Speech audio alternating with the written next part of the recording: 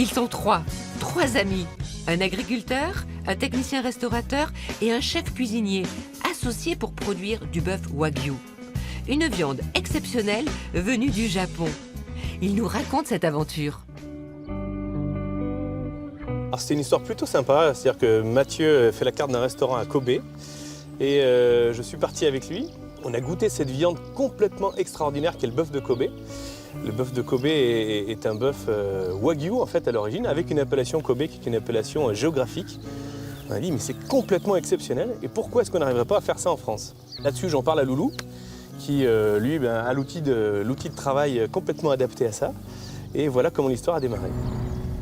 On a pu récupérer nos 3 premières vaches en Irlande qui sont arrivées un jour en camion, on les attendait un petit peu comme le Messie et on a commencé à faire des embryons sur nos 3 premières vaches en important de la semence du Japon. Dans un premier temps, c'était d'arriver à trouver un élevage de charolaises à la fois pas très loin et aussi capable d'assumer une 60aine de naissances par an. C'est dans un lieu préservé, à 2 heures de Lyon, qu'Aurélien Laguide régule, supervise et surveille les naissances. On travaille exclusivement en transfert d'embryons de manière à pouvoir garder une qualité de viande sur les vaches et sur les bœufs. On fait de la GPA pour ainsi dire. Et puis après de mettre en place dans la croissance un protocole d'alimentation aussi qui corresponde à cette race bovine, principalement avec de la graine de lin. Voilà. C'est aussi pour avoir une viande noble à la fin, il faut aussi avoir toute cette succession, une alimentation sélectionnée avec.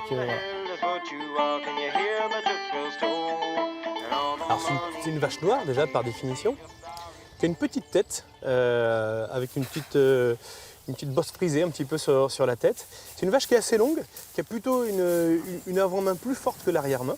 C'est des vaches de taille très moyenne. La particularité également de cette vache, c'est qu'elle a une boule un petit peu sous le cou comme ça. Et cette boule, c'est un petit peu un témoin de l'engraissement, c'est-à-dire que quand elle devient grosse et bien moelleuse, on sait que c'est le bon moment pour abattre la vache. Et après, justement par rapport à cet engraissement, pourquoi les bœufs sont rentrés à partir de 15 mois? C'est justement pour ne pas développer, c'est l'âge à partir duquel les bêtes développent le plus le muscle.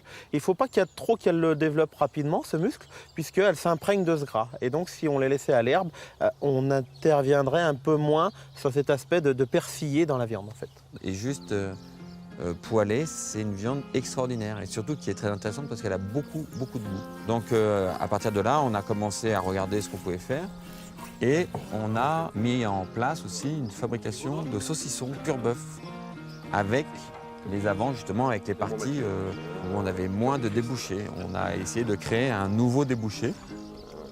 Pour l'instant, c'est participatif comme on dit. C'est une vraie histoire de copains. Ouais.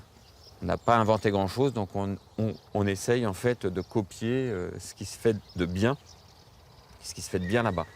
On ne peut pas appeler notre viande de Kobe. C'est formellement interdit. Aujourd'hui, le cheptel de vaches en France, c'est environ 3 millions de vaches. Et on parle de 300 à 500 Wagyu. Donc on sait qu'on a quand même une proportion de part de marché à prendre qui est sympathique. Et puis quand on fait bon, je pense qu'il n'y a pas de limite à bien faire.